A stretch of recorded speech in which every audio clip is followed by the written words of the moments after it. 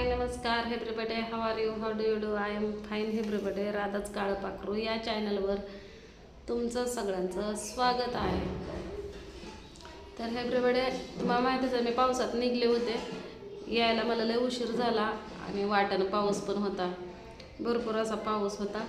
यायला लेट झाल्यामुळं मला काय व्हिडिओ करायला जमलं नाही. आता तुम्ही स्वातीच्या व्हिडिओमध्ये काय बघितलं, मी तर काय अजून तिचा व्हिडिओ बघितला नाही, त्यामुळं मला काय माहीत नाही. पण अंदाज मला असं वाटतं की तिनं व्हिडिओमध्ये सांगितलं असेल की राधाताईचा फोन लागत नाही किंवा भाऊजीचा फोन येतोय, असं तसं काय तर म्हणले असेल, मला माहीत नाही. स्वाती तरी पण काय म्हणली का व्हिडिओमध्ये, मला पुढचा विषय घ्यायला काय नाही म्हणलं. ताईचा फोन बिन लागत नाही पण ती येत असते ते असं म्हणलं, असंच म्हणलं, असंच काहीतरी म्हणलंय. उचल देते एकदा फोन. बरं हॅलो. हां कामा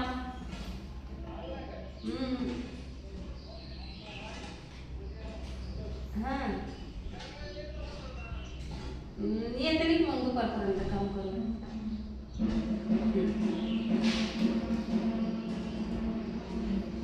तर माझं डोळे एवढं खोल गेलं तर गाल सगळं आतमध्ये गेलं तर बरगड्या दिसायला लागल्या. ह्याला काय म्हणतात, बरगड्याच का? बरगड्या नसते ती हाडक असते ती वरची, इकडं बरगड्या असते ते पाठीच्या पोटाच्या इकडं ते दिसायला लागलं. तर तुम्हाला सगळ्यांना सांगते, माझ्या डोक्याला इतकं टेन्शन आहे का ना, मी मरल तेव्हाच मी सुखी आहे. जेव्हा मरल ना तेव्हाच मला सुख लागलं, तर जिवंतपणे तर मला सुख लागणारच नाही. कमीत कमी आपण अपेक्षा ठेवतो घरातनं, पण घरातनं जर आपला जीव एवढं वडाताण करतो काय. माझ्या लेकरांचं किती हाल झालंय तर तुम्ही तर बघितलंच. पण आता लेकरांचं सोडा, लेकरांचं काय नाही, आता रांकीला लावलं. लेकरं जवळ असली का नाही तर माझा नवरा कसं वागायचं ना त्याला कळत नाही. आणि त्या नवऱ्याच्या वैतागून मला वाटतं का माझे लेकरं माझ्या जवळ नसावं. स्वतः मला वाटतं का माझी लेकरं जवळ नसावी. ती कोणच्या आईला वाटतं की आपली लेकरं आपल्या जवळ नसावी. माझ्या पोरींना मी पहिलं पण का नाही, माझी काव्य तिला नीट बोलायला पण येत नव्हतं. त्या टायमाला ती पहिलीला का नाही केमला ह्याच्यात हॉस्टेलला होती, बोलायला नीट येत नव्हतं. त्या वयामध्ये तिला मी हॉस्टेलला ठेवली होती. छकुलीने काय दोघी संगच हॉस्टेलला होती. तिला बहिणीला काय हाक मारायचे हे सुद्धा माहीत नव्हतं की तिला दिदी म्हणावं की तिला छकुली म्हणावं. कुणी म्हणलं का नाही तुझी मोठी बहीण आहे, तर ती मोठी बहीण आहे म्हणून हाक मारायची. म्हणजे एवढी लहान काय होती की काय वेळेला नीट बोलायचं कळत नव्हतं. नुसता सण्या माझ्यापाशी एकटाच होता. सण्याला घेऊन इडभट्टीचं काम केलं. आता लेकरं काय जड झालेत म्हणून हॉस्टेलला नव्हते टाकले, तर बाबा इडभट्टीच्या कामातून माझ्या लेकरांना का नाही नीटनेटकं खायला प्यायला भेटत नसायचं. आम्ही दोघं पण काम करायचो भट्टीवरलं. तेव्हा माझा नवरा दुधाच्या काय धुतल्या तांदळावाने होता. पण मध्येच लॉकडाऊन पडला आणि लॉकडाऊनमध्ये का नाही त्याला जी दारूची सवय लागली का, तुम्हाला सांगते त्यानं कधीच आमचा विचार केला नाही. त्यानं फक्त त्याला कोरोना होईल म्हणून दारू प्यायला लागला. जी त्याला मी सांगायची दारू पिऊ नको, आपल्या मागं पुढं बघायला कोण नाही, आपली बारकी 3 लेकरं येतं, तर ते म्हणायचं कोरोना, दारू प्यायला कोरोना होत नाही. त्याला दारूची सवय लागली. मग तिथून हे तर आम्ही म्हणलं जलसा हॉटेलच्या साईडलाच राहतोय म्हणलं आणि जवळच्या जवळ आहे म्हणून दारू पितोय म्हणून तिथनं बिराड उचलला, आळंदीला गेलो. पुन्हा माहिती तर होतं का आम्ही आळंदीला गेलेलो, होतं का तुम्हाला माहिती? डांबर मशीनवर काम केलं तिथं. माझा भाव, बहीण, मेवना, मोठी बहीण ही होती, सगळेजण तिथं गेलो. तिथं राहिलो. पण तिथं पत्र्याचं शेड असेल, आपल्या नवऱ्याचं कौतुक मालक करतोय, भालेराव पाहुणा लय भारी काम करतोय म्हणून. पण आपला नवरा दारू पितोय आणि मला दारूचा लय सनिताप होतो. आता दारू काय जर म्हणते ना एखाद्याला सवय असते काय त्याचं दारूचं घेऊन बसते. तुम्हाला सांगते त्या दारूमुळं माझी आई मेली. कारण दारूच्या पायात माझा बाप पण मेला. दारूच्या पायामध्ये काय झालेलं आहे माझ्या एकटीच्या फॅमिलीमध्ये. माझ्या भावाचा पण संसार वाटोळं झालाय त्या दारूमुळं. मग माझं पण करून देऊ का दारूमुळं वाटोळं? म्हणून मी नवऱ्याला अडवायचे की तुला काय खायचं आहे ते खा, फक्त दारू पिऊ नको. नवरा माझा दुनियाचं काम करायचं त्या टायमाला. असं नव्हतं की ती एकटं भट्टीत एकटं माणूस काम करतं का, भट्टीमध्ये जोडच लागते. पण त्याच्यामध्ये माझ्या लेकरांचा हाल व्हायला लागला म्हणून का नाही छकुलीला 3रीत आणि कावीला 1लीला असं त्यांना हॉस्टेलला टाकलं. 3रीला नाही, छकुलीला 2रीला, 3रीला आणि कावीला 1लीला असं हॉस्टेलला टाकलं. कोरोना आला, शाळा बंद झाल्या, जी लेकरं आमच्यापाशी लेकरं आमच्यापाशी तुम्हाला सांगते की नवऱ्याचं वातावरण बिघडतच गेलं. कारण मी लेकरं सोडून कुठं जाऊ शकत नाही, नाही माहेर म्हणून कुणाचा आधार, कुणाच्या दारात पडायचं. आपली 2-3 लेकरं बारकी बारकी खाती पिती कुणाच्या दाराला जात नव्हते.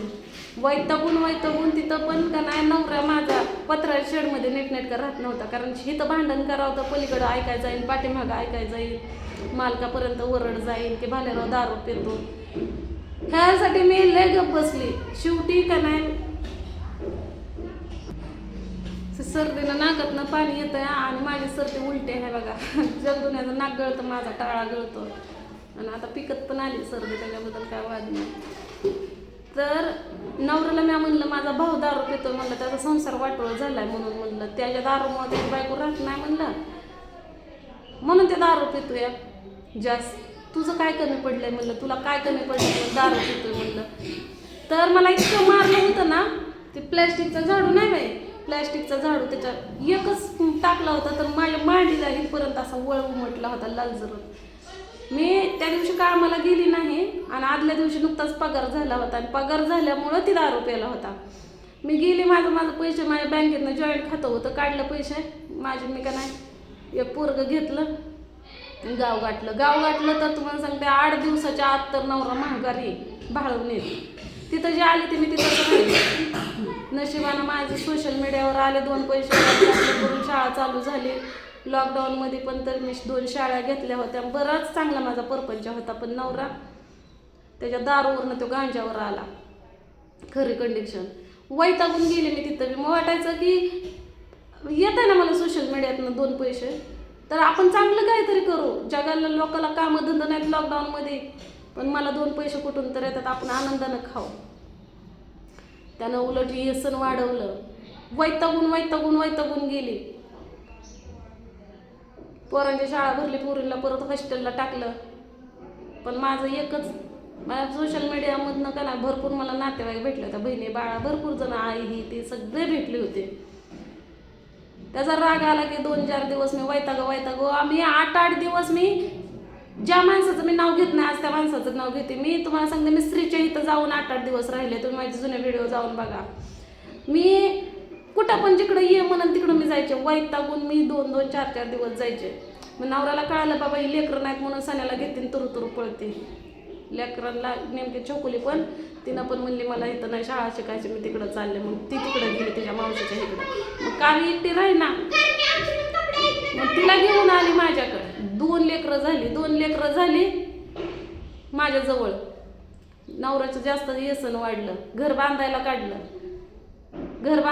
तर ह्यानं एक काम करणार धडाचं केलं नाही. त्या मिस्त्रीला बी पाजायचं, स्वतः बी प्यायचं. मी बाय माणूस कुठं हेळ हुडकायला जायचे, कामगारण हे ते. मग ह्यालाच मग ती काय पेल्याशिवाय तर काय हलायचं नाही. कुठं जायचं म्हणलं की म्हणला गाडी घेऊन दे, मी कामाला जातो म्हणला. त्याला मी गाडी घेऊन दिली कॅश पैसे देऊन. ह्यानं ह्या बेवड्याकडे जा, त्या बेवड्याकडे जा, ह्याला घेऊन हिंड, त्याला घेऊन हिंड. आणि दारू पिऊन ते गाडीत पेट्रोल कुण्या बी बेवड्याकडे. गाडीचं वाटोळं झालं, गाडी दारात कारण वर्ष झालं पडलेलं आहे. परत म्हणलं इथं कामधंदा नाहीत, म्हणलं काम लागत नाही म्हणला. तो गाडी घेऊन दिली. पण ही नाही ही म्हणायची चल तुला त्या रेल्वेच्या ह्याच्यात कामाला लावतो. म्हणलं ऊन लय लागतंय, म्हणलं मी करत नाही असलं काम. खत कटायला कुणी चल म्हणलं तर म्हणायचं तसलं काम मी नाही करत म्हणायचं, म्हणलं रानातलं. आणि दारू पिऊन मग एवढं सगळं करून तुम्हाला सांगते कसं तर मी घर बांधायला चालू केलं. तर घर सुद्धा ह्यानं का नाही मला माझ्या परस्पर काढून दुसऱ्याला पैसे दिलं. त्या माणसानं बुडवलं 20,000 रुपये. आणि घराचं तर मी काम बांधायला काढलं. मिस्त्री बी दारू पिऊन, ही बी दारू पिऊन, दोघं दारू पिऊनच. भटीवर मी बाबा पदर पैसे घालून वीट घेण्यापेक्षा मी 100 जण भटीवर काढला. मी खर्च घेत नव्हते स्वतः. डावरा मावशीला कवा बी विचार, मी खर्च घेत नव्हते. मी माझ्या पदर पैशानं बाजार हाट आणायचा. त्या टायमाला बहीण तिचे लेकरं माझ्यापाशी त्या टायमाला बी आले होते. घर सगळं हँडल करायचं तर हे दारू प्यायला मालकीने खर्च गपचूप द्यायचा 1000 रुपये. मला माहित बी नसायचं. आणि डावरा मावशी म्हणायचे जाऊ दे ती पण काम करतो की त्याला लागत नाही तर खर्च आहे पैसे. तिथनं परत वैताग जत्राला भाडवणीला आले ते पुन्हा गेलेच ना घराचं आपलं. तोपर्यंत काम पूर्ण झालं.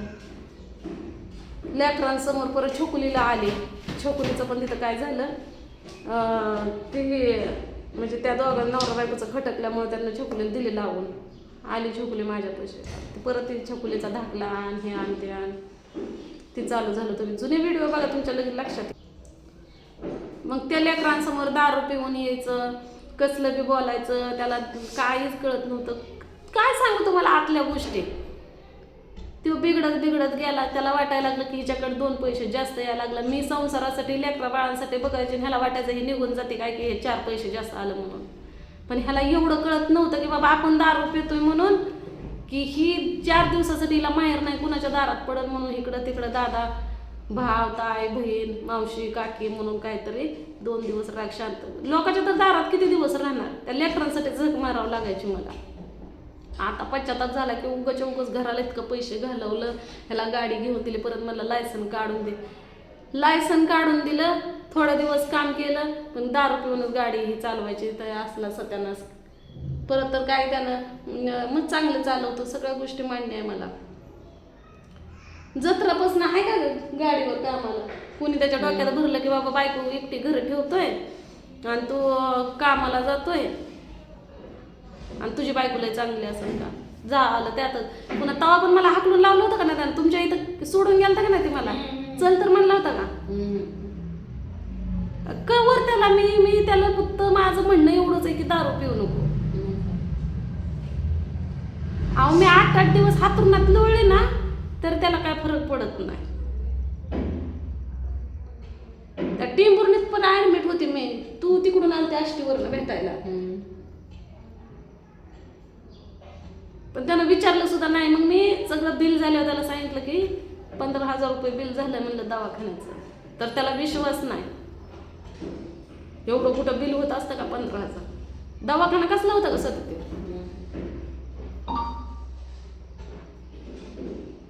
मला उभा सुद्धा राहायला येत नव्हतं. माझा तो सुद्धा व्हिडिओ का नाही ह्याच्यात आहे, काय म्हणतात ते, माझ्या आयडीवर आहे.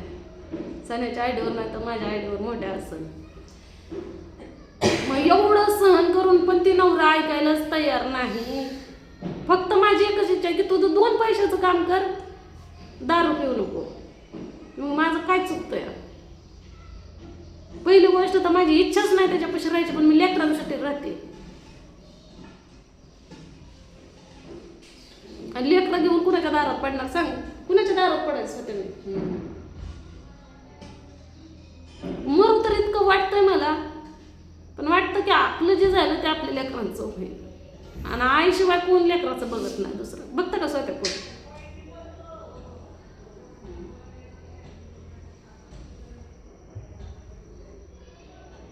नुसत्या त्या नवऱ्यामुळे मला मरावं वाटतंय. आणि मी माझ्या जवळ लेकरं नाही ठेवायचं कारण पण नवराच आहे. कारण लेकरं माझ्या जवळ असली का नाही, त्याला जसं वागल तसं त्याचं मला सहन करावं लागतं. लेकरांपुढं पण असल्या घाण शिव्या द्यायच्या, काय बी बोलायचं, वचा ती गोवा खायचा, ते तंबाखू खायची, इसकाटायचा हातपाय, कसं पण वागायचं. काय म्हणजे त्याला आळामोळा बिलकुल नाही. आलाच पण नाही आली म्हणून सांग.